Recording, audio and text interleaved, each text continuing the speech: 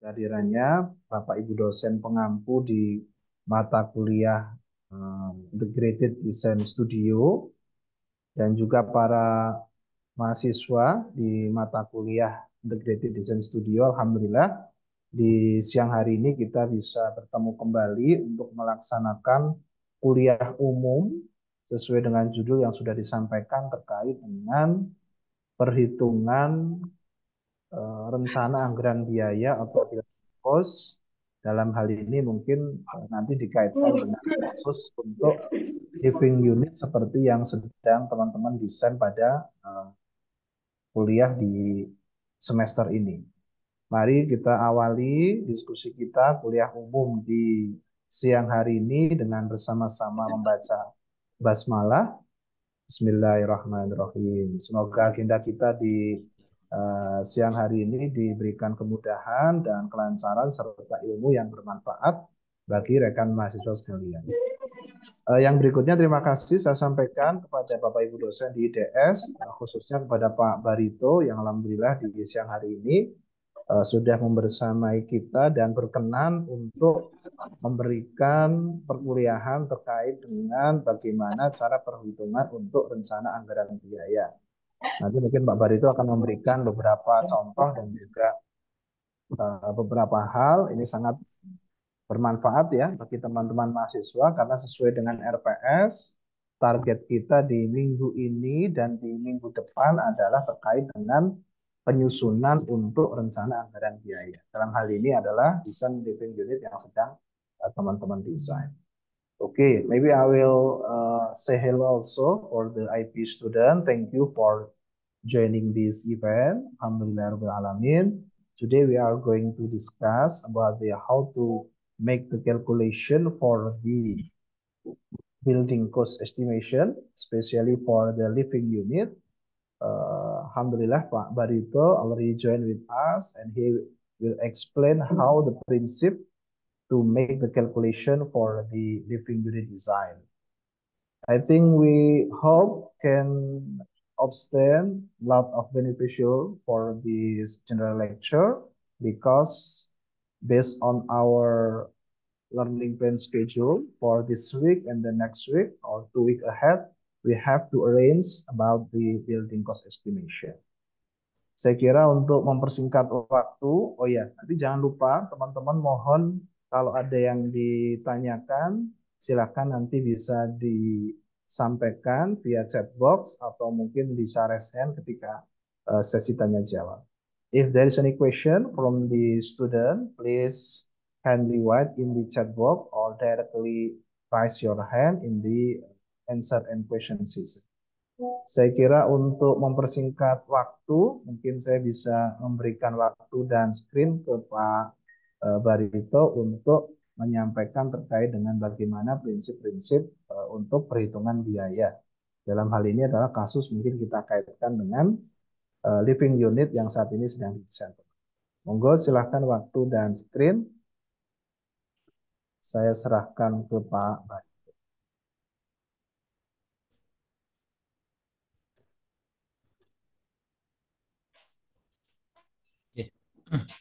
Baik, terima kasih Pak Agus, Bapak Ibu pengampu, serta rekan-rekan mahasiswa. Assalamualaikum warahmatullahi wabarakatuh. Selamat siang dan semoga semuanya dalam keadaan sehat selalu. Untuk hari ini saya diminta untuk menyampaikan terkait dengan rencana anggaran biaya. Ya, ini berbagi ilmu saja, walaupun mungkin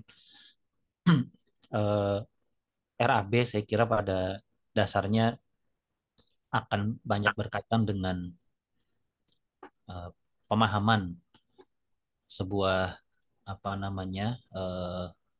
bangunan secara utuh yang kemudian nanti juga akan berkaitan dengan bagaimana kita memahami bahwa bangunan itu terdiri dari elemen-elemen yang apabila elemen itu dihitung biaya pembuatannya, maka secara terintegrasi akan menjadi satu bangunan atau biaya keseluruhan, sehingga memang saya kira satu hal yang penting untuk bisa mempelajari RAB di mata kuliah IDS ini.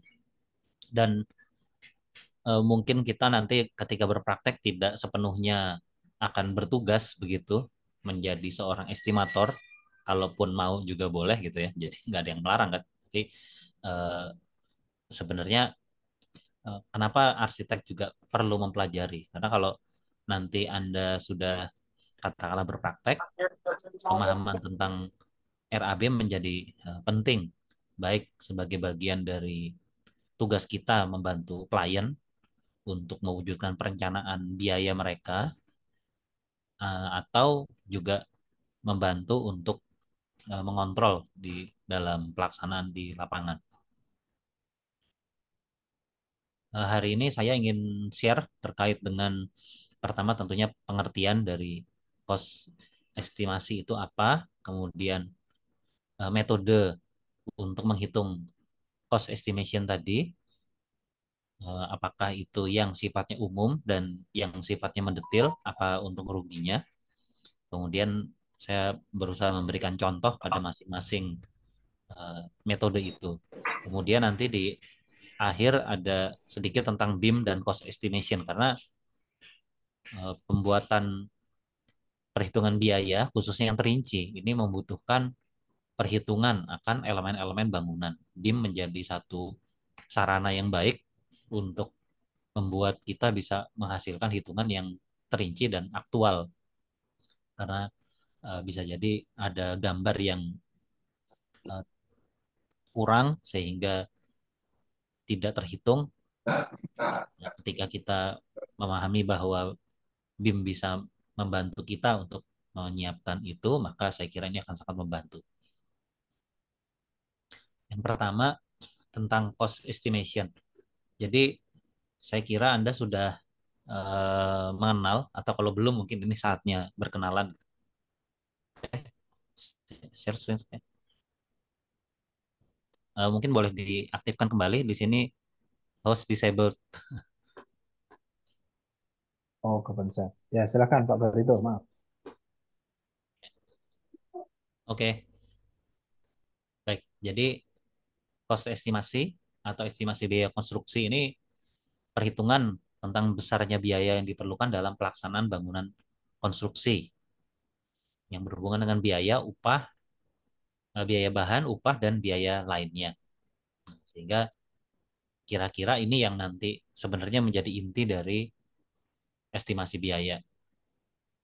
Dan proses estimasi biaya sendiri adalah perkiraan keuangan dan sumber daya lain yang dibutuhkan untuk menyelesaikan proyek dalam lingkup yang sudah ditentukan. Artinya, pertama ini adalah perkiraan ya. Ini adalah perkiraan, jadi bukan harga sesungguhnya. Harga sesungguhnya itu hanya kita ketahui kalau bangunannya sudah dikerjakan selesai, kemudian kita tahu real cost-nya gitu. Kita tahu real cost-nya, kita tahu biaya tukangnya berapa, bahannya berapa, kita kurangi dengan keuntungan kontraktor, nah baru kita tahu sesungguhnya berapa. Tapi dalam produk RAB atau estimasi biaya, maka ini adalah perkiraan. Jadi bisa saja meleset gitu ya, walaupun tentu tidak banyak harapannya. Untuk menyelesaikan proyek dalam lingkup yang sudah ditentukan. Sehingga lingkup ini menjadi penting untuk tahu bahwa eh, proyeknya seperti apa, seluas apa, dan sebesar apa, dan seterusnya.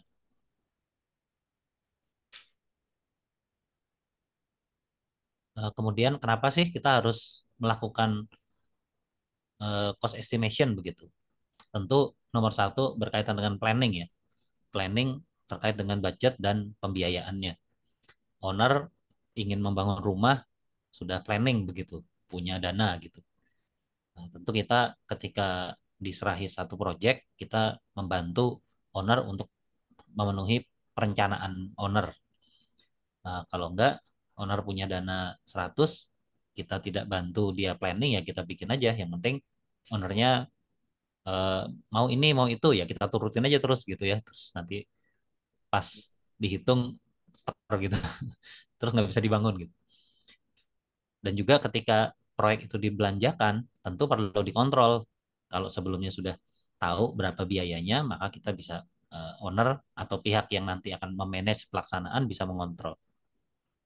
Kedua, efisiensi. Nah, artinya kalau kita sudah hitung, maka kita bisa lihat apakah ketika ini sudah kita buat dengan efisien dalam pelaksanaan, apakah bisa sesuai atau bisa bahkan lebih murah misalnya tanpa mengurangi kualitas. Sehingga kita bisa mengecek efisiensi pelaksanaan sebuah proyek. Mungkin saja ada value engineering yang dilakukan di lapangan sehingga menjadi satu solusi yang lebih murah misalnya. Kemudian juga terkait dengan pembuatan kebijakan dan keputusan desain.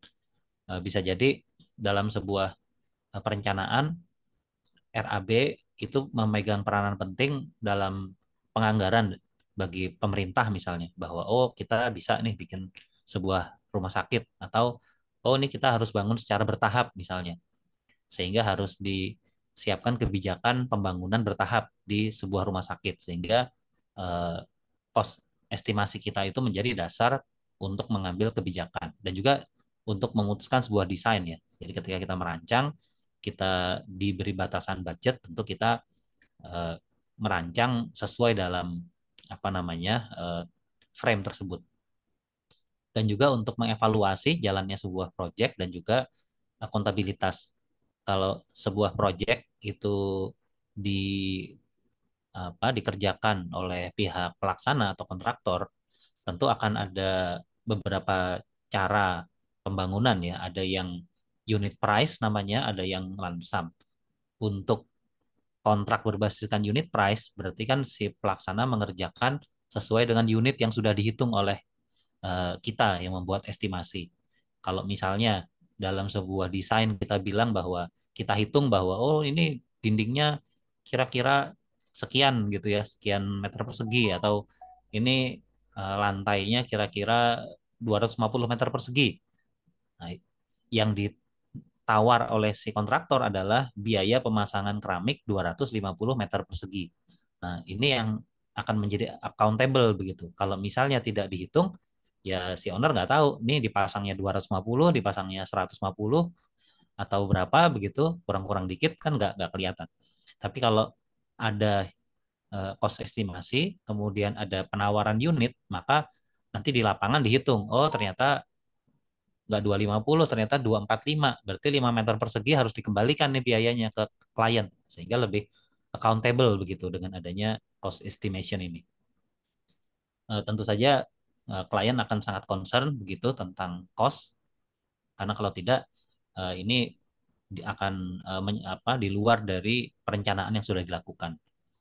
Kalau lebih dari 10% lebih nilainya melebihi dari perencanaan, ini bisa jadi sebuah proyek itu dievaluasi atau bahkan dibatalkan. Ini sebenarnya konteks di pemerintah ya.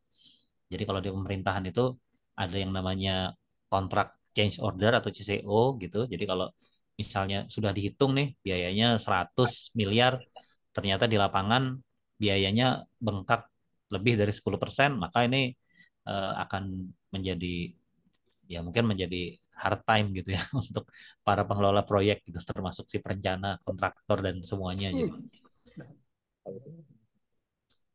ya kalau kita melihat mungkin ada berita-berita nih proyek yang mangkrak ternyata ini contoh saja Ini gitu biasanya mangkrak kalau lama karena lama nggak ada. ternyata proyeknya mangkrak karena RAB-nya tekor gitu. Awalnya diperhitungkan biayanya sekian, ternyata waktu dilaksanakan biayanya kurang begitu.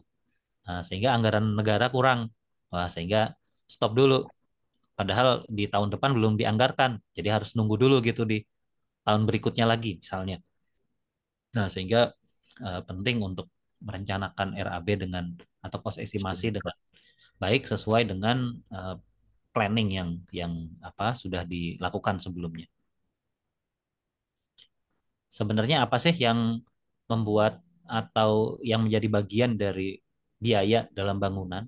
Sebenarnya nggak banyak ya atau simple. Kalau kita simplified ya sebenarnya bangunan itu terdiri dari biaya materialnya, biaya tukangnya, kemudian biaya dari penggunaan alat atau apa namanya sesuai dengan teknologi yang dipakai begitu. Kemudian ada biaya tidak langsung, misalnya biaya pembuatan kantor sementara misalnya, atau biaya transportasi misalnya begitu.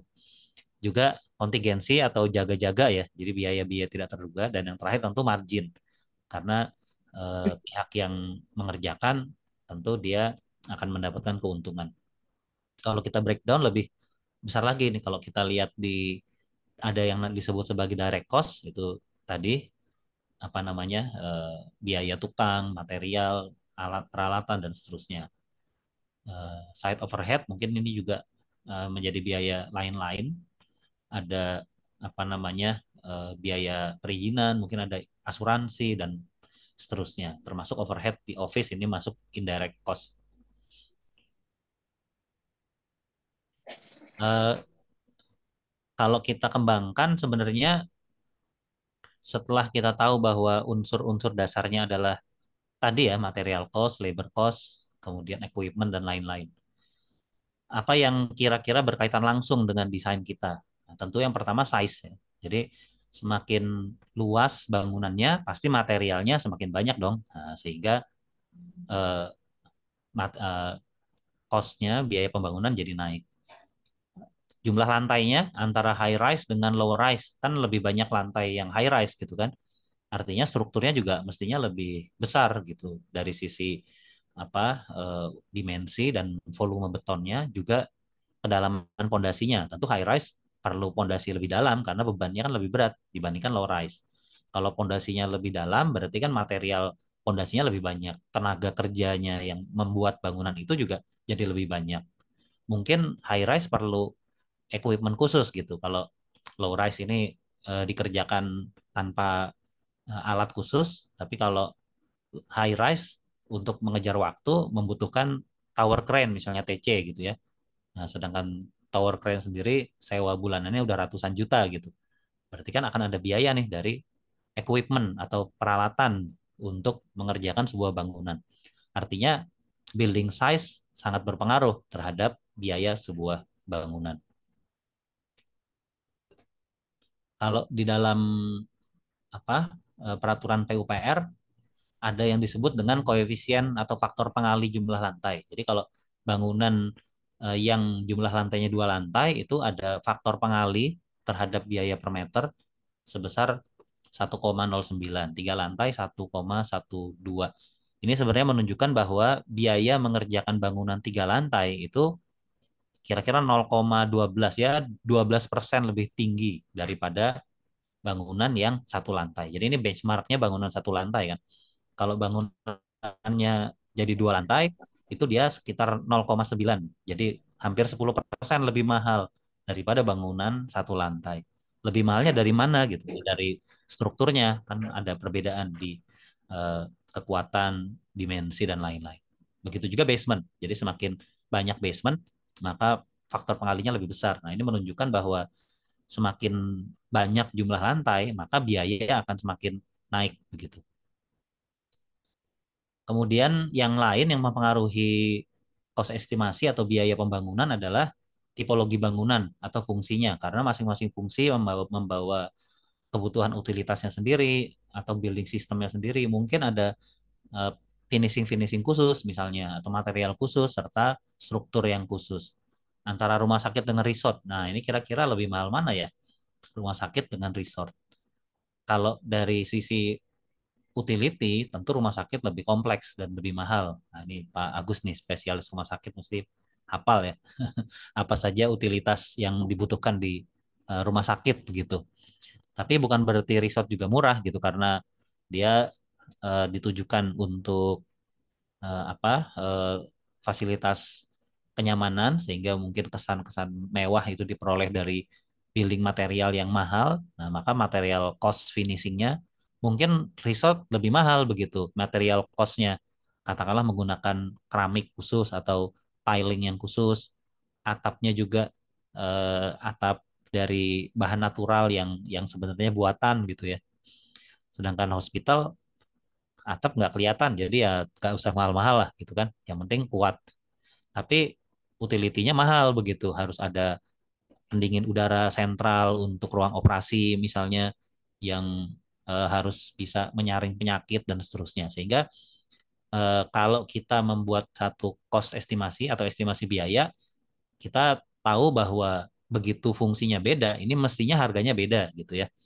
Kalau nanti pun kita menggunakan pendekatan per meter atau pendekatan umum general, kita tahu bahwa basicnya mesti beda gitu, karena fungsinya beda. Nah, mungkin juga dari desain. Jadi kalau Anda mendesain bentuk gitu, bentuk yang kotak dengan bentuk yang bulat misalnya, atau bentuk yang irregular. Nah, tentu bentuk yang irregular lebih tinggi biayanya karena mungkin biaya tukangnya lebih mahal, kan lebih repot ya mengerjakannya. Jadi harus apa namanya, harus telaten misalnya, butuh waktu lama sehingga biaya tukangnya mungkin naik gitu. Kalau dalam bangunan-bangunan yang mengandalkan ketukangan, itu justru biaya tukang lebih mahal ya. Misalnya bangunan dengan kayu yang diukir misalnya. Nah, ini biaya kayunya nggak seberapa, tapi biaya tukangnya lebih mahal dari kayunya. Sehingga bentuk, kemudian estetika ini memegang peranan penting. Dan harga materialnya, mungkin kalau fasad dengan cladding dari bata, ini lebih murah daripada fasad yang claddingnya metal. Jadi besi yang kemudian dilubangi pakai laser begitu, atau laser cut, kemudian dirakit dengan bentuk yang sedemikian. Tentu ini biayanya lebih mahal. Eh, dan juga mungkin butuh peralatan khusus gitu untuk memasang posisi-posisi yang sulit misalnya begitu. Kalau building performance bisa jadi sebuah bangunan yang dirancang untuk memenuhi persyaratan bangunan hijau sehingga menggunakan AC khusus, menggunakan apa namanya sistem-sistem khusus, misalnya merecycle air bersih, yang itu juga punya dampak terhadap jumlah pipa yang lebih banyak dan lain-lain. Jadi kalau dari tingkat kompleksitas di dalam klasifikasi bangunan gedung negara dibedakan menjadi bangunan sederhana, tidak sederhana, dan bangunan khusus. Artinya bangunan sederhana baik dari luasan, baik dari fungsi, ini nanti biayanya juga mesti lebih rendah dibandingkan bangunan tidak sederhana dan juga bangunan khusus. Bangunan khusus ini misalnya bunker gitu, kemudian berkaitan dengan reaktor nuklir misalnya, atau eh, rumah atau kantor presiden misalnya begitu. Itu bangunan khusus. Nah, tadi kalau kita lihat tipologi fungsi juga di dalam Permen PU disebutkan bahwa fungsi ruang tertentu itu akan lebih mahal daripada fungsi yang lain. Kalau di sini contoh Anda lihat ada ruang operasi misalnya. Ruang operasi itu dua kalinya standar harga bangunan. Artinya kalau kita itu mau merancang atau membangun sebuah ruang operasi, itu kita sudah tahu harga ruang operasi itu dua kali lebih mahal daripada ruang biasa gitu ya, daripada standar bangunan biasa. Ruang radiologi itu kira-kira 1,25, jadi 25% lebih besar. Kalau operasi dua kali lipatnya misalnya begitu. Sebaliknya, ini kalau lihat standarnya mungkin yang di bawah nih kita bisa lihat ada bengkel ya. Nah ini kalau bengkel itu dalam Permen PU disebutkan itu ya bangunan dengan koefisien satu atau sama dengan harga standar bangunan per meter, itu ya sekelas bangunan bengkel saja gitu. Tapi kalau sudah menjadi fungsi rawat jalan misalkan jadi lebih susah. Atau sebaliknya untuk teras atau selasar luar itu setengah saja dihitung dari standar harga bangunan. Jadi kalau kita menghitung dengan eh, per meter begitu, kita punya selasar ya hitungnya setengah saja dari harga per meter. Dan material sama-sama tiling begitu itu juga bisa beda beda harga gitu karena mungkin mereknya lebih terkenal, mungkin spesifikasinya lebih baik, eh, atau ada hal-hal lain misalnya. Di sini ukuran sama-sama 60 kali 60 ya, ini harganya yang sebelah kanan separohnya gitu daripada yang di sebelah kiri. Apa yang membedakan ya gitu. Kalau kita lihat sama-sama mungkin finishing dan lain-lain tapi warnanya beda misalnya, maka sudah ada perbedaan dari itu gitu ya, dan seterusnya. Artinya ketika kita melihat sebuah RAB yang terinci, kita tidak sekedar melihat bahwa oh ada biaya pembuatan atau pemasangan eh, keramik atau granit tile misalnya. Tapi kita lihat granit tile-nya merek apa sih atau speknya apa sih begitu. Sehingga kita tahu bahwa harganya akan sesuai dengan spek tersebut. Kemudian lokasi juga berpengaruh ya terhadap biaya. Misalnya bangunan yang mau dirancang di atau mau dibangun di area berbukit tentu ada kos lebih karena transport materialnya gitu. Jadi kalau misalnya tempatnya jauh dari mana-mana, kemudian mungkin jauh dari toko material, tempatnya nanjak, berarti kan truk yang bawa ke sana juga ekstra kos gitu ya. Eh, Entah truknya juga nggak kuat gitu, atau harus ekstra bensin misalnya. Intinya akan ada penambahan biaya begitu untuk biaya transportasi material. Otomatis materialnya jadi lebih mahal. Tukangnya mungkin lebih mahal juga begitu karena pengerjaannya sulit dan beresiko begitu. Kalau di sebelah kanan kita lihat di ilustrasi kepadatan kota, mungkin biayanya tidak terlalu mahal karena dekat dengan toko material misalnya. Tapi pelaksanaannya mungkin ada kesulitan untuk mobilisasi kendaraan, harus lewat lahan orang, mungkin dia harus bayar sewa akses misalnya supaya bisa masuk lewat belakang bangunannya misalnya, atau sewa lahan buat pasang tower crane misalnya gitu. Atau kalau di Indonesia yang nggak terlalu asing, banyak premannya gitu ya. Jadi mau pasang setiap kali truknya lewat bayar uang keamanan gitu kan. Nah, itu semua ada resikonya. Jadi lokasi kondisi-kondisi itu akan mempengaruhi biaya. Oke, kemudian cost estimasi sendiri secara umum bisa kita bagi menjadi estimasi biaya yang sifatnya general atau global dan yang sifatnya detail. Untuk eh, cost estimasi yang sifatnya global, jadi biayanya itu dihitung berdasarkan area, volume atau pendekatan single unit yang lain. Yang paling umum kita hitung dengan luasan gitu ya. Jadi kita tahu luasnya berapa, kita punya biaya harga per meter persegi pembangunan, kita kalikan dengan luas. Mungkin simpelnya begitu. Dengan beberapa reference kita bisa kembangkan untuk menentukan biaya-biaya subsistemnya. Sedangkan untuk perhitungan estimasi berbasiskan detil, ini harus metodenya adalah dihitung dengan teliti begitu, harus mengacu pada RAB, RKS, rencana kerja satuan. Jadi dilihat misalnya yang dipakai adalah keramik model ini, yang cara masangnya khusus gitu, atau fasadnya menggunakan bata misalnya, yang cara merakitnya adalah batanya dilubangi, lubangnya dipasangin besinya besi pipih gitu, terus batanya diselipkan di situ dan seterusnya. Jadi ini harus dibaca sehingga tahu bahwa oh ini cara mengerjakannya begini, sehingga pasti berdampak dengan biaya karena ada material dan tukang gitu kan. Kemudian juga harus memperhatikan gambar, jadi gambar yang terinci dan juga nanti harga satuan pekerjaan. Kita akan coba lihat nanti keduanya.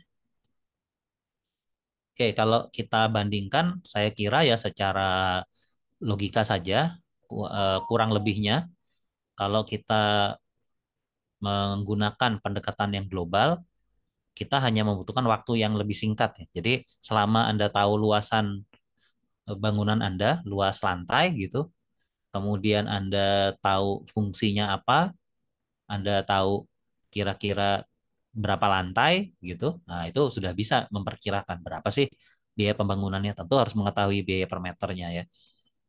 Tapi ya kurang akurat begitu. Karena sangat tergantung dengan berbagai faktor. Ada faktor yang tidak bisa dihitung di sana gitu. Kita tahu bahwa harga per meter membangun rumah sekian, tapi bisa jadi rumah itu atau sebuah rumah tersebut punya karakter material yang berbeda atau mungkin ada finishing yang agak berbeda misalnya, maka tentu akan berbeda juga. Untuk membuat yang metode global, kita harus tahu harga per meter gitu ya, harga biaya pembangunan berbasiskan meter persegi, mungkin dari pengalaman, mungkin dari harga lokal, atau dari aturan gitu. Dan kita bisa menggunakan metode berupa koefisien dan tentu harus mengetahui kesamaan. Jadi kalau misalnya kita membandingkan harga per meter rumah dengan rumah sakit, ya nggak masuk lah. Kita tahu, oh rumah harga per meternya 4 juta. Nah, terus waktu kita bikin rumah sakit, ya udah kita pakai aja 4 juta. Wah, itu udah jelas tekor gitu ya. Jadi kita tahu uh, building types-nya harus relatif mendekati gitu. Kapan kita pakai perencanaan yang global? Karena itu juga dibutuhkan gitu. Misalnya baru studi kelayakan atau feasibility study. Jadi baru memperkirakan nih, kita mau membuat sebuah hotel kira-kira luasnya sekian, masuk nggak biayanya, bakalan balik modal nggak dalam 5 tahun misalnya. Nah, masa kita harus bikin DED dulu kan, kelamaan ya. Jadi kita bisa menggunakan pendekatan per meter persegi untuk memperkirakan nih berapa biaya pembangunannya. Atau mungkin kita masih di tahap conceptual development atau basic design. Jadi kita masih bikin denah, terus ketika kita membuat denah, kita sudah bisa kontrol, wah ini denah saya terlalu besar nih, nanti kayaknya bakalan kemahalan deh, nggak cukup sama budget owner. Nah, sehingga dengan itu kita perkecil gitu luasannya misalnya ya, atau kita pendekkan gitu bangunannya sesuai dengan standar, atau materialnya kita cari yang nanti lebih murah misalnya. Nah, berbeda dengan detail method begitu, ketika dibuat secara mendetil maka waktu untuk menghitungnya lebih lama, jauh lebih akurat tentunya karena dihitung unit per unit, elemen per elemen gitu dihitung semua, walaupun tetap ada resiko kurang akurat ya. Tetap saja nanti ada satu dua hal yang bisa jadi miss, tergantung waktu, tergantung kemampuan yang mengerjakan, dan lain-lain. Nah, untuk membuat itu tentu harus memiliki yang gambar detail yang lengkap ya, detail engineering drawing. Harus punya juga spek material, tadi RKS-nya juga harus sudah ada supaya tahu uh, biayanya itu dengan material apa. Harus punya analisa harga satuan yang di dalamnya nanti ada harga material dan harga tukang atau upah. Dan harus tahu juga konteks dari bangunan tersebut ada di mana. Karena nanti akan berpengaruh terhadap, mungkin terhadap gambar juga, berpengaruh terhadap material misalnya. Bangunan di tepi pantai mungkin kita akan keluar kos yang lebih untuk melindungi besi-besinya misalnya, karena ada resiko korosi gitu. Atau bangunan yang di tanah lembek itu ada resiko, ada yang harus di cover untuk kekuatan fondasi misalnya. Kapan kita perlu detail engineering? Ya ketika kita mau membangun tentunya. Jadi kalau kita membangun pakai biaya per meter persegi, saya kira sangat sulit untuk dikendalikan biayanya dan juga akuntabilitasnya tadi ya. Tapi tentu kita siapkan itu untuk proses pembangunan. Nah, kadang-kadang klien yang memerlukan biaya pembiayaan dari bank, bank juga meminta perhitungan yang detail begitu. Khususnya juga untuk proses pembangunan gedung ini sebenarnya bukan untuk izinnya, tapi untuk menentukan biaya. Jadi kadang-kadang ada daerah yang misalnya menentukan biaya perizinan itu berbasiskan persentase terhadap biaya pembangunan gitu. Ada juga yang pakai luasan. Ini saya pernah mendengar itu ya. Jadi intinya diperlukan tentu untuk tahap-tahap yang lebih dalam begitu. Nah, contoh, ini sebuah contoh eh, dalam perhitungan RAB yang general begitu atau global.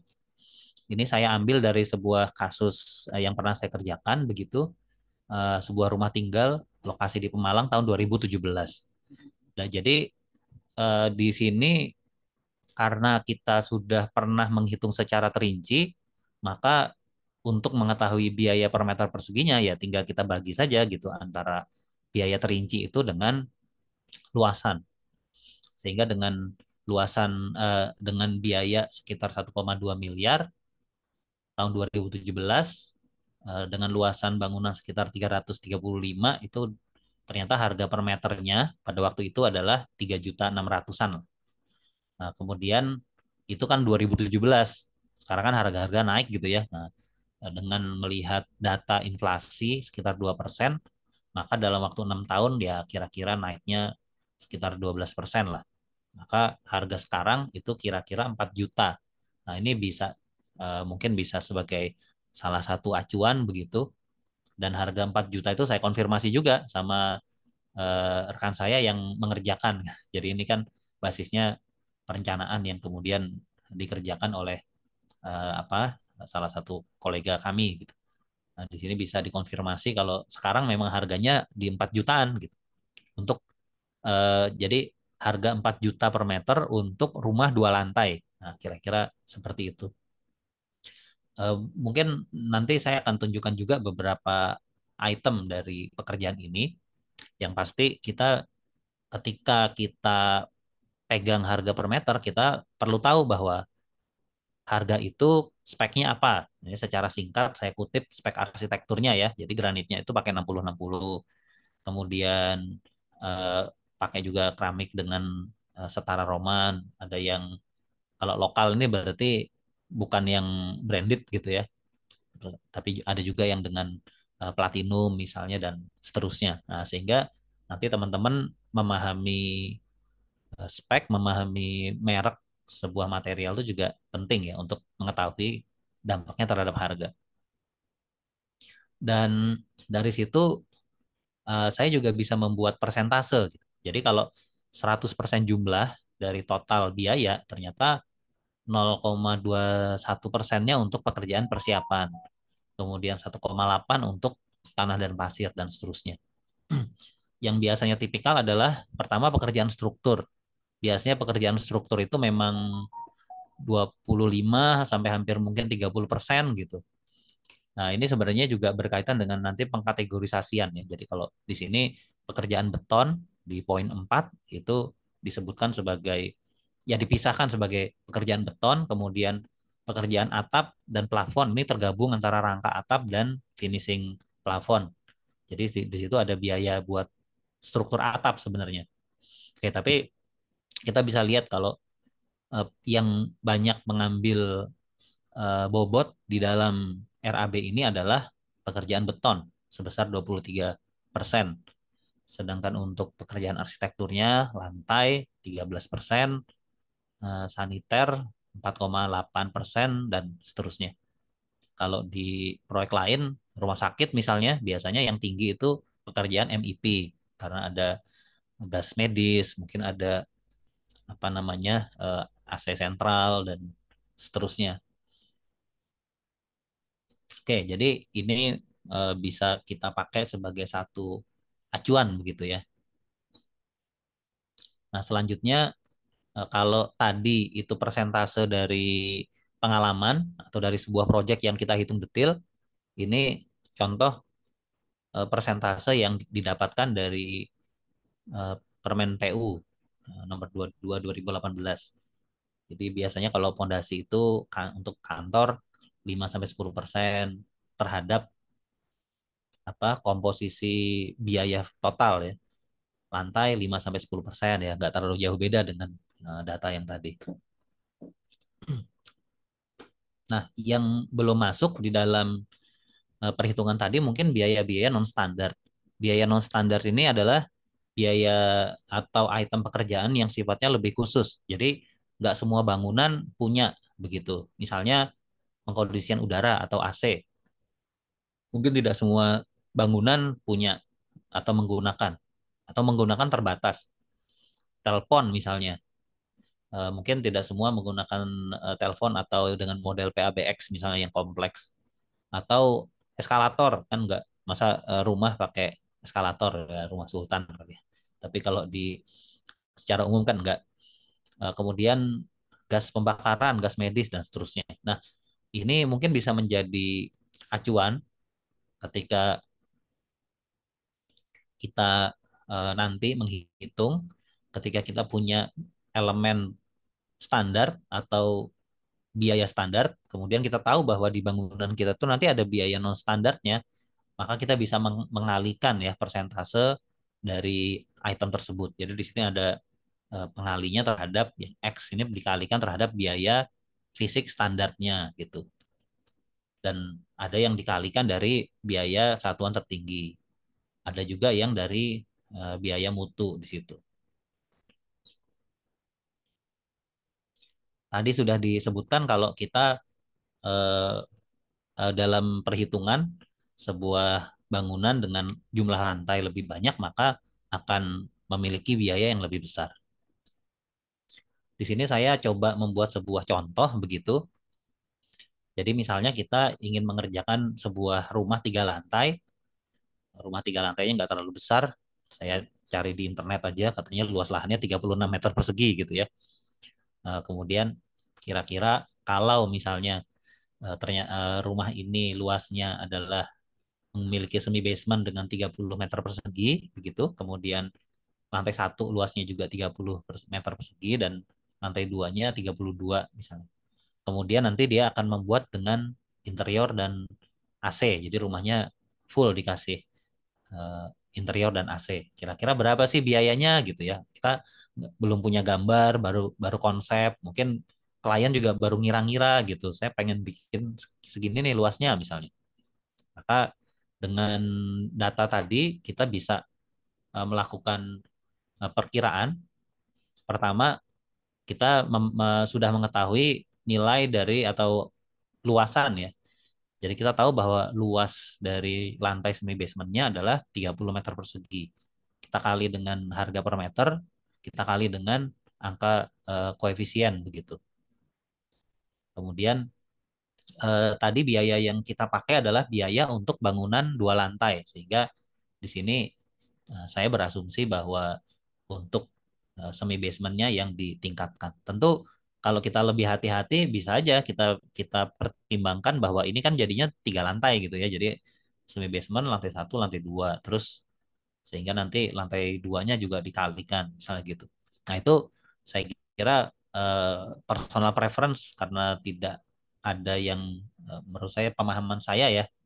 Nanti kalau ada masukan dari pengampu lain mungkin boleh dikoreksi ini berkaitan dengan standar atau cara menghitung. Ini mungkin lebih ke ketika kita mau lebih aman, kita bisa memasukkan beberapa safety factor ya yang lebih tinggi.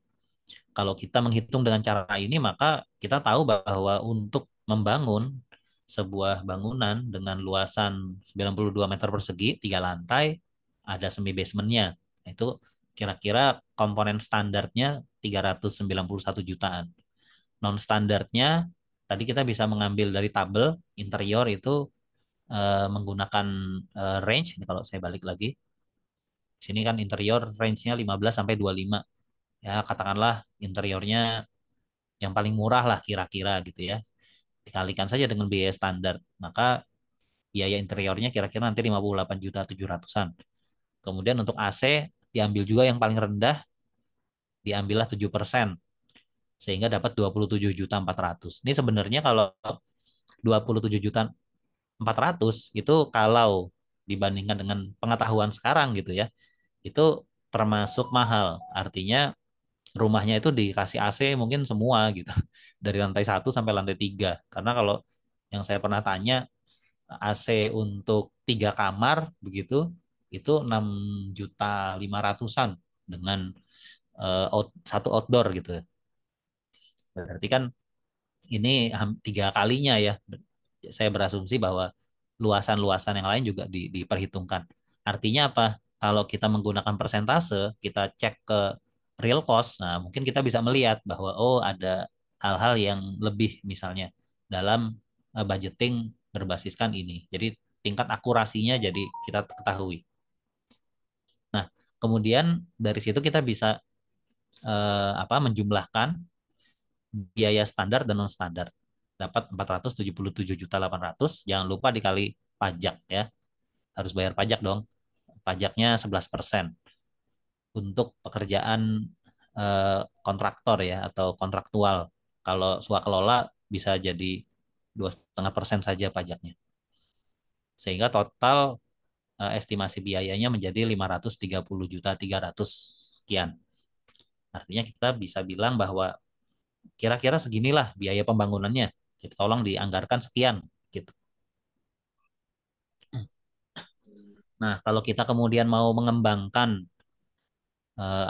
luasan tadi menjadi pembagian secara elemental atau subsistem, kan kita udah tahu bahwa masing-masing ada persentasenya. Nah, persentase ini bisa kita pakai untuk menemukan perkiraan biaya per sub pekerjaan. Jadi yang pertama kali dibuat itu yang di bawah yang dilingkari di sini yang jumlah pekerjaan standar 391. Nah, kan itu yang duluan kita dapatkan gitu. Setelah itu kita dapatkan, kita kali dengan persentase sehingga kita bisa memperkirakan biaya subsistem. Tentu sekali lagi kita paham bahwa biaya subsistem ini tidak akurat ya, jadi hanya berbasiskan pengalaman. Karena proyek ke proyek bisa jadi berbeda kan. Mungkin atapnya bentuknya agak beda, jadi kan belum tentu dia persis 8,9% misalnya terhadap biaya total dan seterusnya. Tapi sebagai gambaran awal, saya kira ini bisa membantu kita ya untuk punya range gitu. Sehingga dari biaya per meter kita bisa kembangkan menjadi biaya per subsistem begitu. Kemudian yang kedua, ini adalah berkaitan dengan metode yang lebih detail. Karena ini adalah metode detail, tentu kita tahu bahwa kita memerlukan data yang lebih banyak untuk bisa menentukan biaya per komponen tadi begitu. Kalau kita misalnya menghitung biaya pipa ya sudah nggak pakai per meter, tapi panjang pipanya harus tahu begitu. Kemudian berapa bentuk perpipaannya bagaimana, berapa belokan gitu, berapa kali belok. Jadi kita tahu ada berapa fitting dan seterusnya. Termasuk biaya material pipanya berapa, berapa bayar tukang dan seterusnya. Dan tentu keuntungan kontraktor ya. Untuk membuat biaya terinci, pertama kita harus mampu membreakdown pekerjaan dan menemukan volume pekerjaan. Jadi teman-teman kalau mau bikin estimasi biaya harus paham satuan pekerjaan per unit tadi gitu ya. Apakah akan dihitung meter panjang, ataukah meter persegi, atau meter kubik, ataukah biji, berapa buah gitu, atau berapa unit. Yang LS ini lansam. Eh, Material misalnya, berapa harga bahan, berapa upah, berapa harga sewa. Sehingga nanti itu masuk dalam analisa pekerjaan untuk menghasilkan RAB. Dalam RAB terinci, paling tidak ada uraian pekerjaan, ada spesifikasi, ada volume dan unitnya serta harga satuan. Nah, ini nanti yang akan kita kalikan.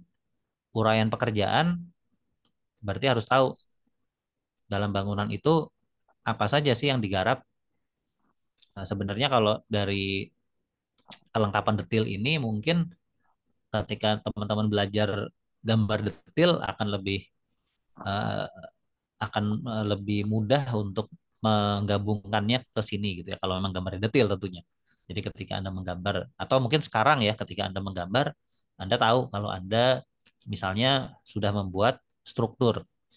Anda udah tahu bahwa ada pekerjaan pondasi. Kan Anda udah gambar tuh. Minimal kelas saya ya yang saya tahu gitu. Kelas saya mungkin udah jadi gitu ya. Di kelas saya sudah menggambar pondasi batu kali. Berarti kan nanti akan ada biaya untuk pekerjaan pondasi batu kali kan gitu. Menggambar pondasi telapak. Berarti kan nanti akan ada pekerjaan pondasi telapak.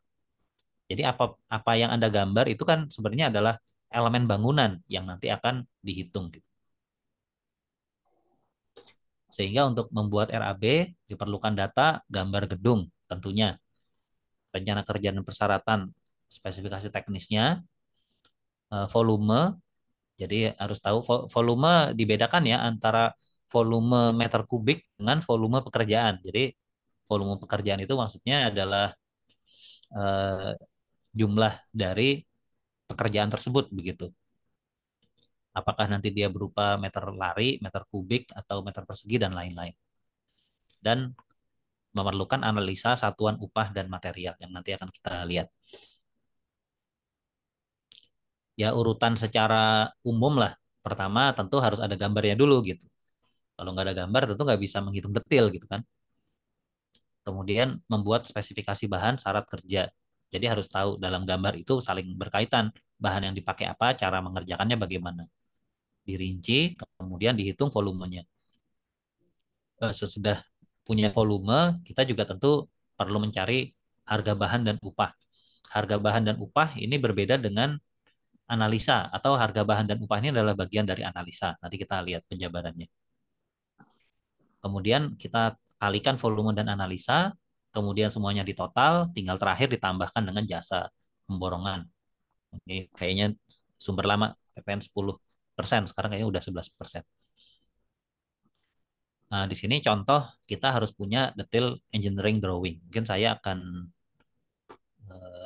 share file lain sebagai contoh saja. Bentar.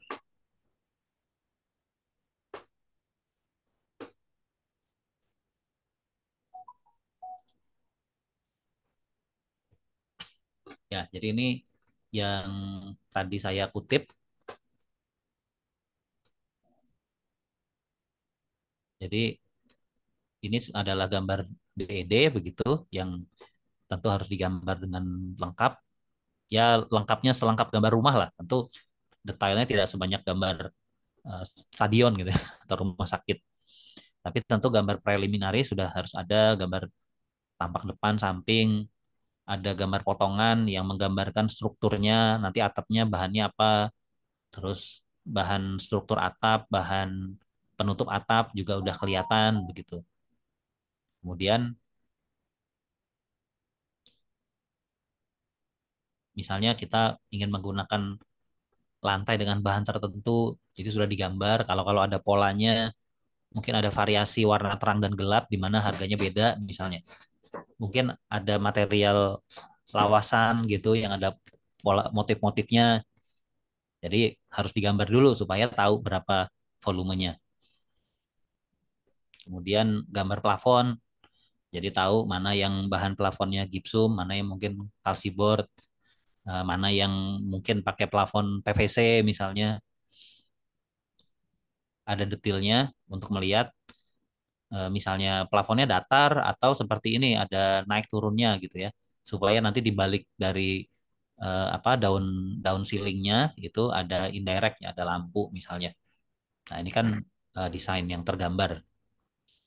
Kemudian pintu jendela, ada rencana pintu jendela, ada posisinya di mana saja, ada jumlahnya sehingga bisa dihitung, ada gambar dari jendelanya kayak apa, ada bahan dari jendelanya atau pintunya apa begitu, jumlahnya berapa misalnya dan seterusnya. Ini yang kira-kira gambar arsitektur. Mungkin saya agak uh, cepatnya sekilas saja ya. Ini kan nanti materi di minggu berikutnya kalau saya nggak salah. Tapi ini saya tunjukkan agar ada gambaran lah. Uh, Ketika misalnya kita mau menghitung secara terinci, ya paling nggak kita punya gambar-gambar yang juga terinci gitu. Ini menunjukkan finishing, jadi kita tahu mana yang di finish dengan cat, mana yang pakai batu alam misalnya. Kemudian detil-detil, mungkin detil tangga ini untuk kebutuhan konstruksi. Kalau dari RAB udah ada tangga, udah bisa dihitung harusnya. Kemudian ini pola lantai, jadi kalau kalau ada yang lebih detil gitu. Oke, ini yang masih yang arsitektural ya. Nanti kalau yang struktural, oh ya ini detil kamar mandi. Mungkin saja kamar mandinya didesain khusus, paling nggak bisa dilihat keramiknya setinggi ini gitu. Ini kalau ada apa misalnya kacanya dimainkan desainnya misalnya itu juga tentu ada kaitannya dengan biaya sehingga ada detail gitu. Kemudian untuk struktur ini struktur pondasi menunjukkan pondasinya ada di mana saja, bahan pondasinya apa, slope ukuran berapa gitu.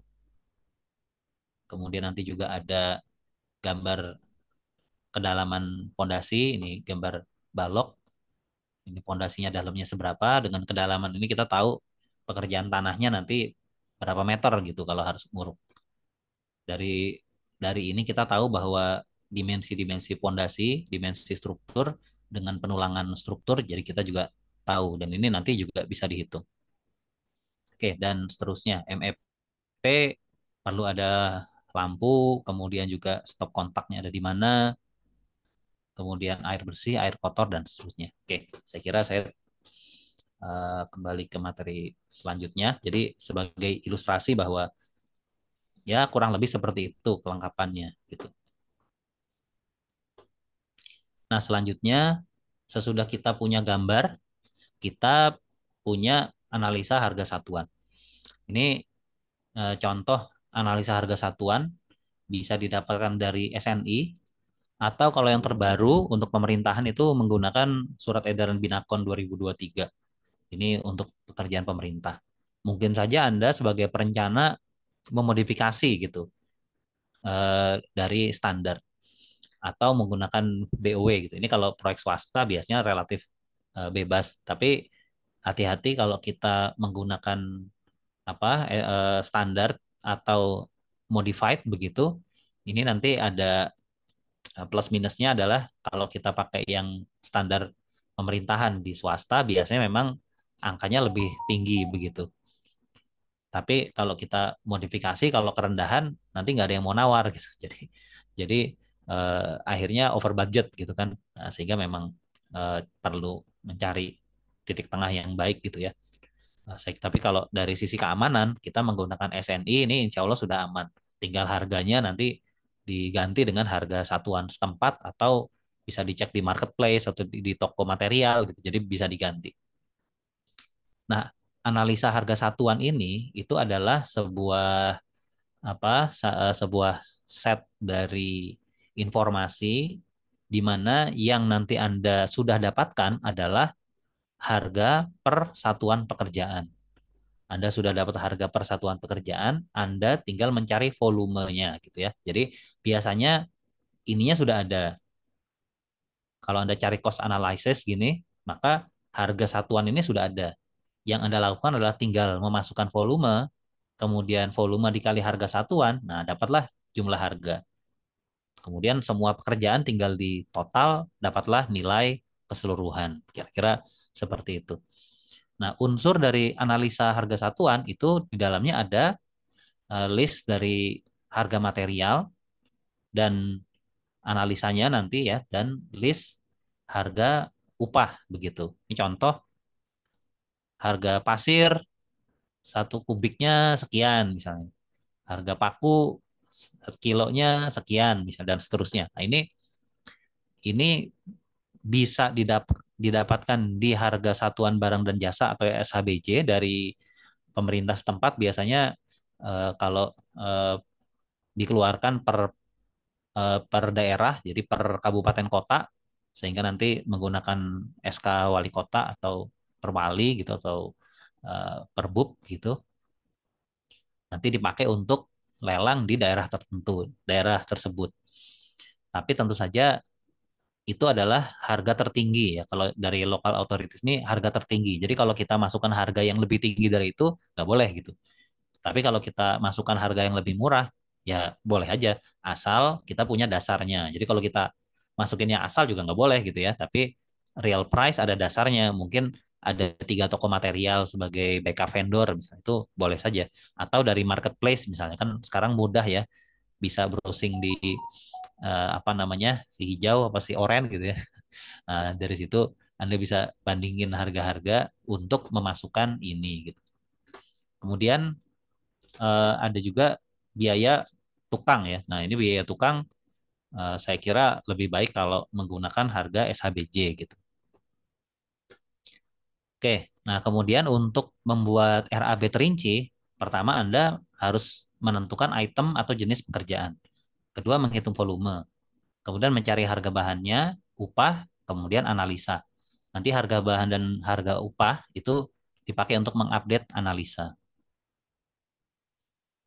Anda perlu memahami pembagian dari sebuah project begitu. Jadi work breakdown structure-nya dari mulai ada pekerjaan persiapan, ada galian tanah, pondasi, beton dan seterusnya. Nah, ini mungkin ini tidak mengunci secara standar, tapi item ini biasanya ada gitu. Tinggal bagaimana kita membaginya. Nah, di sini makanya tadi berkaitan dengan ketika Anda menggambar. Nah, ketika Anda sekarang lagi menggambar, tentu ada banyak hal yang sangat terkait antara breakdown structure project dengan apa yang Anda gambar. Kan Anda gambar pondasi, Anda mungkin juga tahu kalau tanah Anda, misalnya site Anda itu di bawah dari jalan, dan Anda ingin meninggikan site Anda supaya tidak banjir. Berarti kan akan ada galian tanah, ada tanah uruk.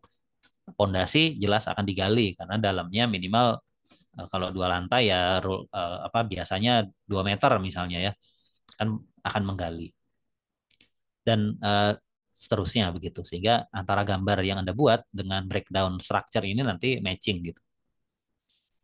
Ada pekerjaan atap, plafon, lantai, saniter dan seterusnya, termasuk pekerjaan pertamanan. Jadi Anda membreakdown dulu. Kemudian setelah Anda membreakdown, tentu Anda diharapkan memahami gitu satuan volume dari masing-masing pekerjaan. Jadi kapan kita menggunakan meter persegi, kapan meter kubik, kapan meter lari, kapan kilogram atau buah atau lansam. Lansam itu maksudnya LS ya, pekerjaan yang tidak ada harga satuannya.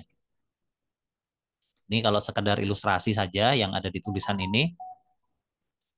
Nah, ini kira-kira Anda bisa tebak nggak harga-harga ini gitu ya, atau volume dari sub elemen gitu ya. Saya mau manggil tapi nggak tahu. Yang lain masih tutup mata semua, nggak kelihatan mukanya. Jadi jadi mungkin sebelum Anda nanti membaca ini, Anda tebak-tebakan dulu ya. Kira-kira kalau arsitektur apa ya yang pakai meter lari? Pekerjaan struktur apa ya gitu kan? Karena kalau Anda mengetahui ini, maka Anda tentu bisa menghitung dan bisa juga nanti menyiapkan dari BIM Anda untuk menjadi volume begitu. Karena Anda tahu yang harus saya take out itu apanya sih gitu. Jadi kan ini kan biasanya disebut quantity take out kan. Jadi mengambil kuantitas dari sebuah project. Saya mau take out panjang, saya mau take out luas, saya take out volume atau kilogram atau apa gitu ya. Nah, ini perlu dipahami untuk masing-masing item pekerjaan. Misalnya nih, untuk pekerjaan persiapan biasanya meter lari itu pemasangan boplang. Jadi boplang itu papan yang digunakan untuk apa? Membuat penanda. Misalnya kita punya bentuk denah kan nggak ada di apa namanya tanah ya. Nah, itu salah satunya dilakukan boplang misalnya. Untuk arsitektur biasanya yang dihitung dengan meter lari itu elemen-elemen batangan gitu ya. Misalnya list langit-langit, list keramik plain misalnya yang ada di atas teras, sorry yang di atas keramik. Kemudian untuk struktur, maaf ini typo nih, membuat gerak sedikit nih salah. Harusnya itu ada di meter persegi. Wah ini kayaknya tadi tulisannya ada yang missing ini. Jadi untuk struktur apa sih yang dipakai meter lari ini saya belum menemukan. Mungkin nanti kalau ada yang tahu atau bisa sharing nanti boleh juga. Untuk utilitas banyak sekali yang pakai meter lari ya. Misalnya pipa, kan ini yang dihitung dengan panjang atau kabel misalnya. Untuk meter persegi dari pekerjaan persiapan misalnya pembongkaran. Biasanya luasan yang dibongkar berapa? Ini harusnya direct sikit ini juga meter persegi ya. Jadi berapa luasan kantor pekerja dan mungkin kantor dari manajemen proyek. Jadi kalau owner datang, biasanya dia ada di direksi kit gitu ya.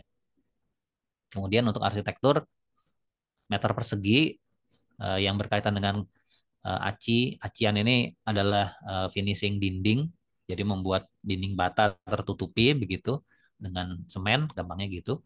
Kemudian untuk keramik ini juga meter persegi dan pasangan dinding, pengecatan dan lain-lain.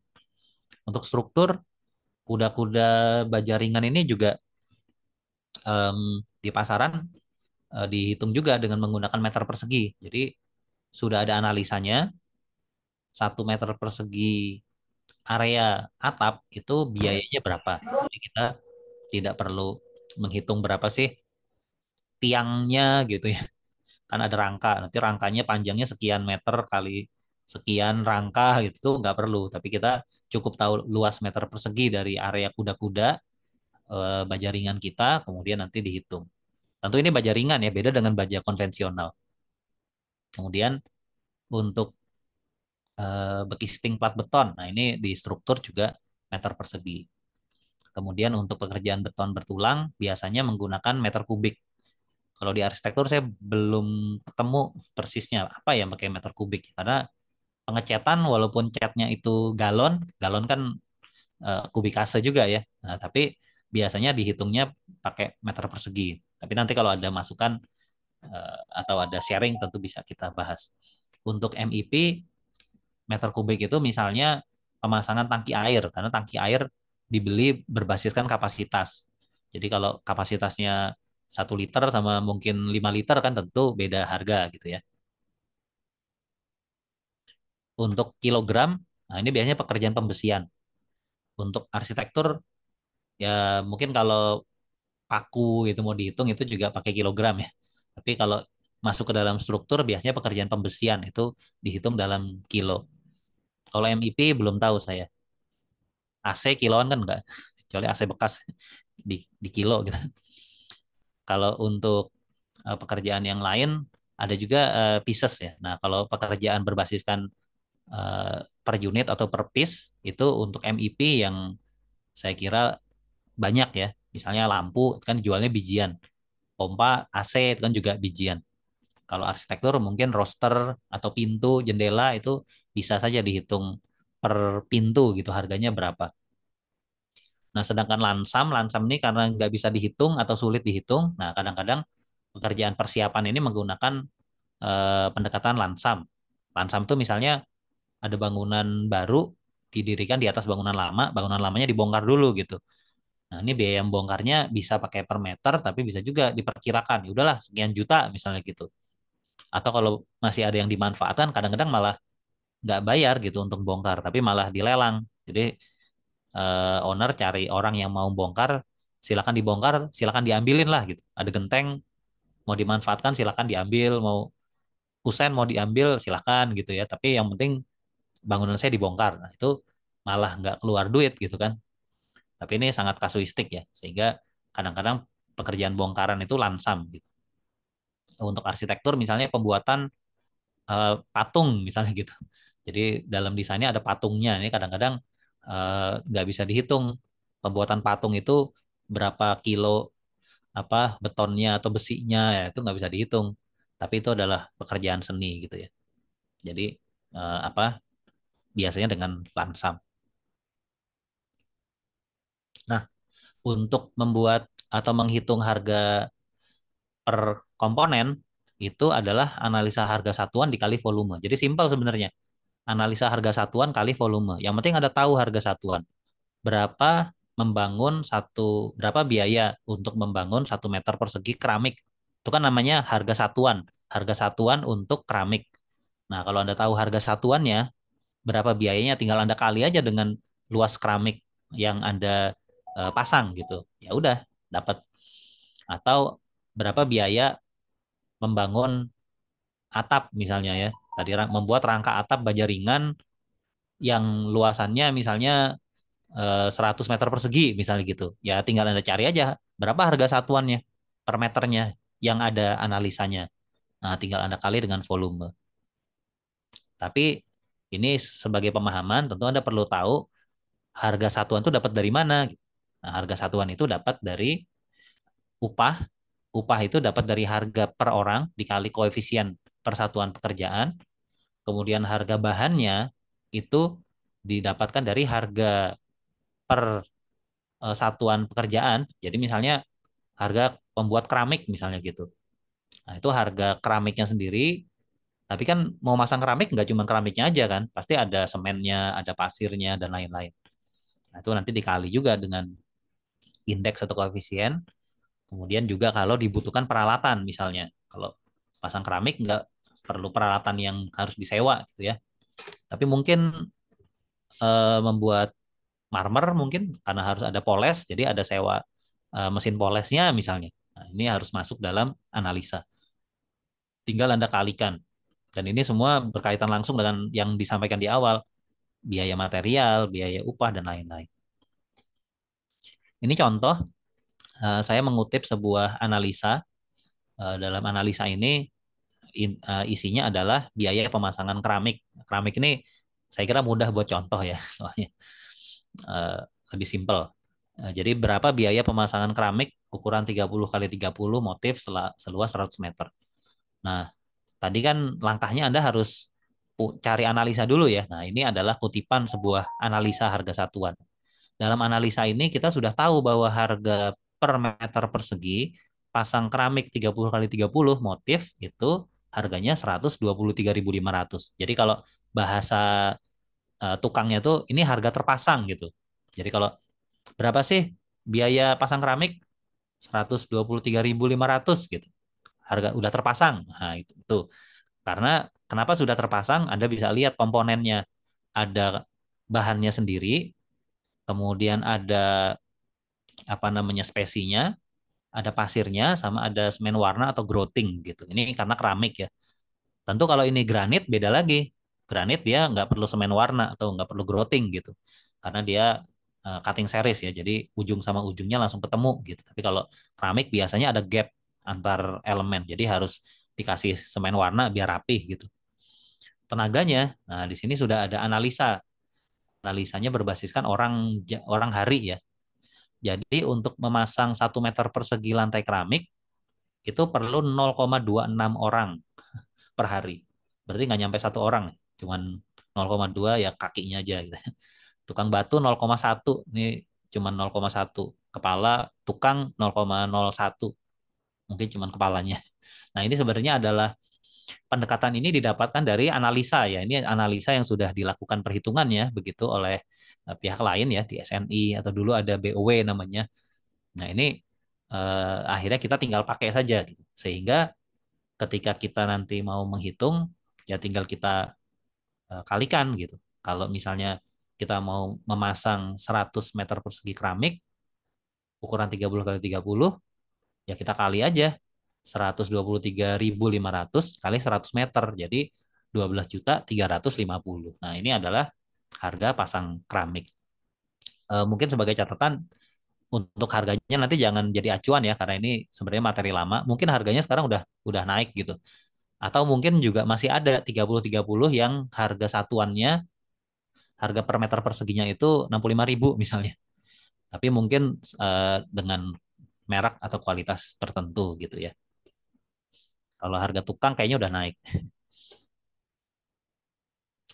Sehingga dalam analisa harga satuan, tadi harga pekerja per orang per hari atau harga per meter persegi dari pekerjaan keramik tadi itu 29.000 ditambah harga bahan untuk semua elemen tadi dikalikan koefisiennya itu 93.000 sehingga ditambah harga peralatan yang nggak dipakai jadi nggak perlu kali 100.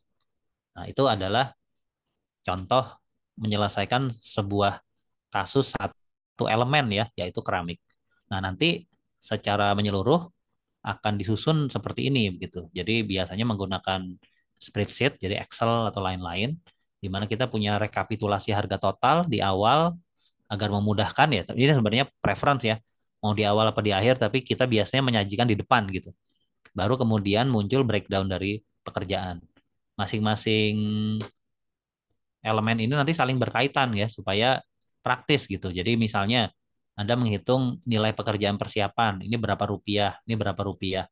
Nanti kan di total di sini. Nah, ini nanti angka ini dilinkkan ke dalam rekap begitu. Jadi kalau yang ini dirubah ya tinggal ditambah di sini nanti volume berubah ini otomatis juga berubah. Begitu juga pekerjaan arsitektur. Jadi setelah dia di total keluar angka kemudian nanti muncul dilinkkan ke dalam sini gitu. Mungkin lebih mudah kalau saya juga share contoh RAB yang ada. Ini misalnya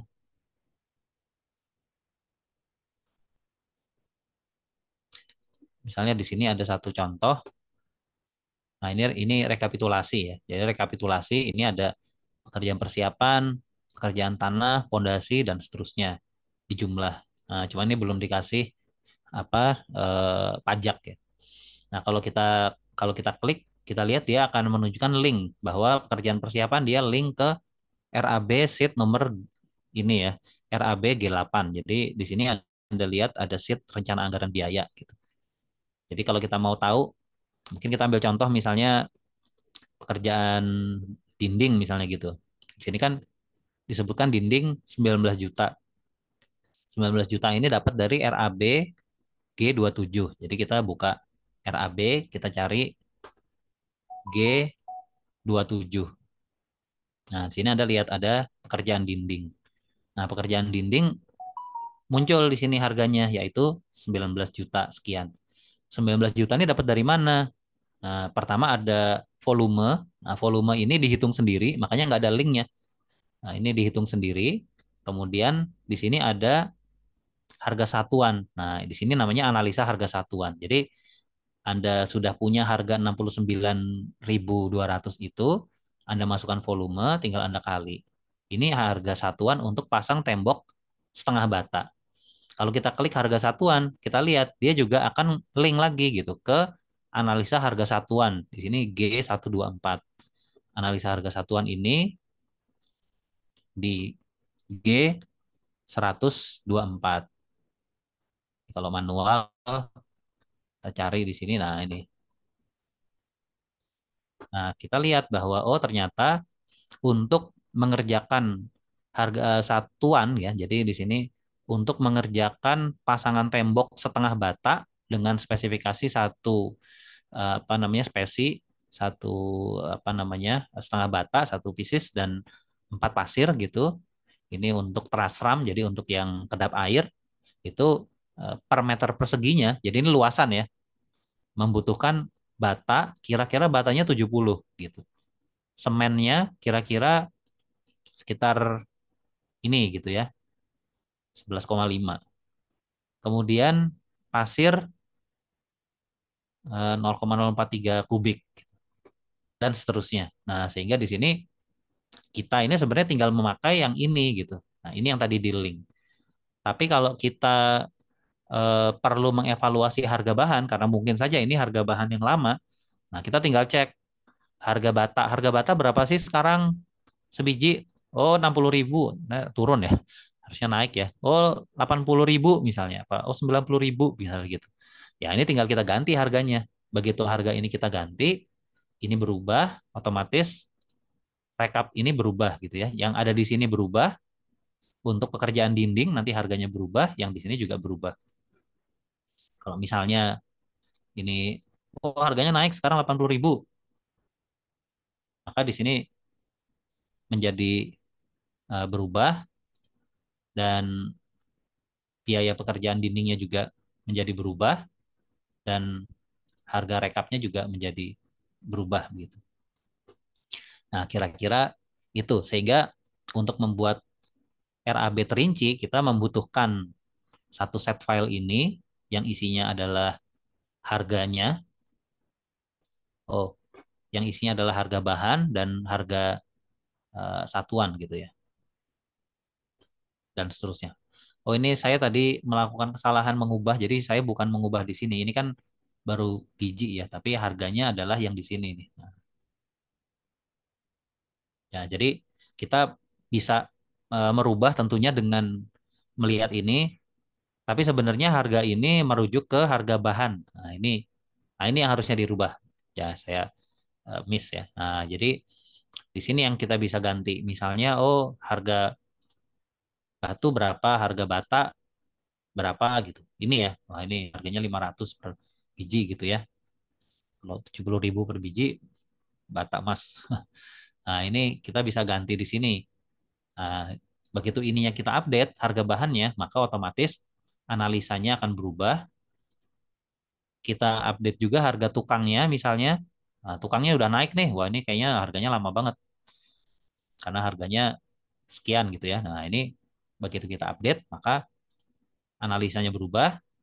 Kemudian dari analisa berubah, volume sudah ada, harga satuan berubah, sehingga nanti rekapitulasi total juga akan berubah gitu. Nah, kira-kira seperti itu. Sebenarnya itu tipikal ya. Saya punya beberapa contoh lain, tapi prinsipnya sama ya. Jadi saya kira eh, itu cukup untuk memberi gambaran gitu. Kemudian, nah sebenarnya ada satu cara juga gitu atau ada tools yang ada di internet yaitu menggunakan estimator.id gitu. Nah, mungkin sekilas saja tentang estimator.id. Jadi estimator.id ini adalah sebuah aplikasi RAB online begitu yang menyediakan ya ini sebenarnya anu sih pilihan ya. Sebenarnya estimator.id ini sama aja seperti Excel gitu prinsipnya. Tapi ketika kita apa namanya menggunakan, ini kok nggak mau ditutup ya. Nah, ketika kita gunakan, kita bisa membuat sebuah project. Kemudian dari project itu dia sudah menyiapkan template sebenarnya. Nah, cuma memang ini berbayar ya. Jadi Anda harus membayar gitu kalau untuk ukuran tertentu gitu. Nah, di sini kalau sebenarnya kalau kita misalnya membeli ini ada rumah minimalis 2 lantai misalnya gitu ya. Nah, ini bisa kita pakai, maka semua elemen-elemen sudah ada di sini gitu. Kita tinggal ngisi volumenya. Misalnya di sini saya pakai yang sebuah contoh nih. Nah, di sini sebuah rumah. Nah, tinggal kita isikan di sini dan seterusnya. Nanti kita tinggal lanjutkan. Kemudian nanti kita sudah punya uraian pekerjaan. Sama persis ya seperti yang tadi di Excel, kerjaan struktur dan seterusnya. Kita tinggal mengganti volume yang ada di sini. Nah, kita juga bisa mengimport sebenarnya. Jadi kalau kita kita bisa unduh template-nya, kemudian nanti kita dapatkan di Excel, kita isi, terus kita import, kemudian nanti dia akan masuk ke dalam sini. Di sini salah satu keunggulannya tentu adalah updating ya. Jadi dia punya apa updating untuk material begitu. Jadi kita bisa menggunakan eh, menambah, mengedit dan seterusnya menggunakan resource yang sudah disiapkan begitu di sini. Oke, itu yang pertama. Kemudian yang kedua yang juga menarik untuk dicoba yaitu kalau tadi estimator.id, yang kedua adalah katalog Pro ya. Katalog Pro ini karena kita tadi sudah tahu ya masing-masing elemen dari bangunan ini akan berpengaruh terhadap apa namanya biaya. Nah, kalau kita akses ini nanti kita bisa memilih eh, brand yang tersedia di sana. Kemudian kita bisa kumpulkan. Nah, kita kumpulkan, kita bikin outline spec. Jadi kita bikin spek material gitu ya. Saya kira saya nggak usah demokan gitu, tapi nanti bisa dicoba sendiri karena tidak terlalu sulit. Yang penting Anda bikin akun dan ini gratis. Jadi Anda bikin akun, kemudian nanti Anda bisa lihat material yang ada di situ. Dalam kasus Anda bisa pilih saya mau pakai spek apa, mungkin mau pakai keramik apa, shower merek apa, nah, tinggal Anda klik, kemudian Anda masukkan ke dalam outline spek. Nanti udah jadi buku gitu ya, buku spek material. Oke, kemudian mungkin ini singkat saja karena udah jam setengah 3 ya. Eh, intinya kalau kita bicara BIM, BIM kan punya dimensi. Nah, dimensi yang relevan dengan cost estimation itu adalah 5D. Jadi untuk memenuhi dimensi 5D. Yang penting ketika kita mau membuat estimasi biaya dengan menggunakan BIM, maka kita perlu melihat yang namanya LOD atau level of detail. Biasanya LOD itu disebut dari mulai LOD 100, kedetilannya 100, LOD 200, dan seterusnya. LOD 100 ini pre-design, feasibility study, jadi cuma bikin blok-blok massa dan schematic design. Nah, saya kira kita udah bisa mengambil informasi luasan ya, sehingga kita udah bisa membuat RAB metode global.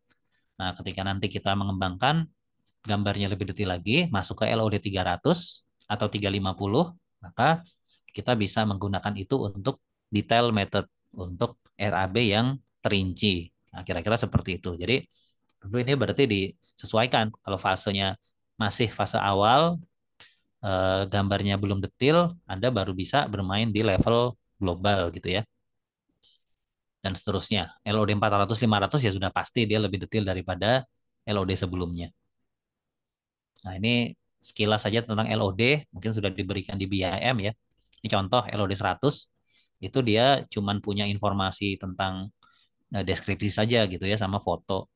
Tapi LOD 200 sudah kelihatan ukurannya, tebalnya, tingginya, kemudian gambar, konstruksi, dan lain-lain gitu. LOD 500 sudah harus terdeskripsikan dengan lengkap, kapan dibelinya, misalnya modelnya persisnya apa gitu, dan seterusnya. Jadi bisa menjadi bagian dari facility management.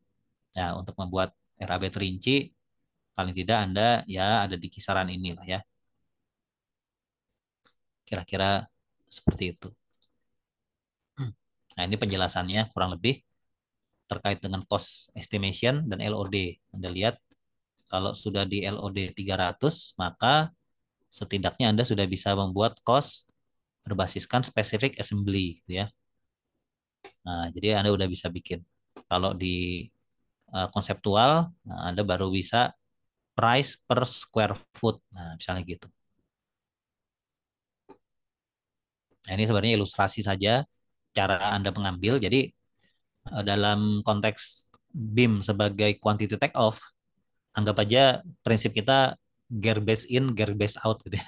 Kalau yang masuknya sampah ya keluarnya sampah gitu. Jadi pastikan objek yang Anda buat sesuai dengan kebutuhan Anda sehingga Anda bisa tag schedule, Anda bisa tag elemennya. Nanti setelah Anda tag elemen, maka muncul properti gitu ya. Nah, properti dari elemen bangunan Anda. Jadi kalau Anda menggambar sebuah dinding, kemudian Anda tag out dinding itu dalam sebuah schedule list, maka sebenarnya Anda bisa dapat banyak informasi. Nah, tapi pertanyaannya, tadi Anda kalau mau bikin RAB terinci, Anda harus tahu kalau Anda mau ngambil dinding itu yang Anda butuhkan tuh apa gitu. Kalau yang Anda butuhkan itu adalah meter persegi, berarti kan yang Anda harus cari di sini adalah surface area. Dan surface areanya itu yang satu sisi saja gitu untuk dapat luasan. Misalnya gitu ya. Nah, Anda bisa mengambil seluruh elemen dan Anda bisa secara detail menamai dinding Anda supaya lebih spesifik. Jadi kalau ada dinding finishing atau ada dinding yang pengisi misalnya, Anda bisa bisa atur di user ID apa yang Anda tag, Anda bisa ngambil ketinggian, Anda bisa ngambil surface, Anda bisa ngambil volume. Nah, tentu Anda mengambil ini, properti ini sesuai dengan kebutuhan. Maka tadi di awal kita lihat yang dibutuhkan untuk menghitung itu apa. Jadi kalau meter lari itu elemen apa sih gitu. Nah, berarti kan Anda harus ada gambarnya. Yang Anda ambil nanti adalah panjang, misalnya gitu, dan seterusnya. Nah, ini juga saya lampirkan, nanti bisa dipelajari sendiri ya, bagaimana caranya menghitung volume, bagaimana menggunakan Archicad khususnya ya, untuk quantity cost estimation, begitu, dan seterusnya. Sehingga nih kesimpulan akhir bahwa cost estimasi itu terbagi dua, global dan detail. Kalau global kita harus tahu biaya apa? Kita harus tahu luasan, harus tahu biaya per meter, ada koefisien dan persentase dasar untuk biaya standar dan non standar. Untuk estimasi detail, Anda perlu gambar yang lengkap, perlu unit cost analisis, kemudian juga harga-harga dan volume. Nah, ini BIM bisa mensupport Anda mengambil volume dan membuat gambar yang lengkap begitu sehingga Anda bisa membuat cost estimation yang detail. Sebaliknya kalau Anda ingin membuat global, Anda juga bisa ambil area sebenarnya dengan BIM gitu. Jadi saya kira ini akan saling berkaitan dalam level BIM 5D tadi. Ya, mungkin itu saja dari saya. Terima kasih. Saya akhiri. Assalamualaikum warahmatullahi wabarakatuh. Waalaikumsalam warahmatullahi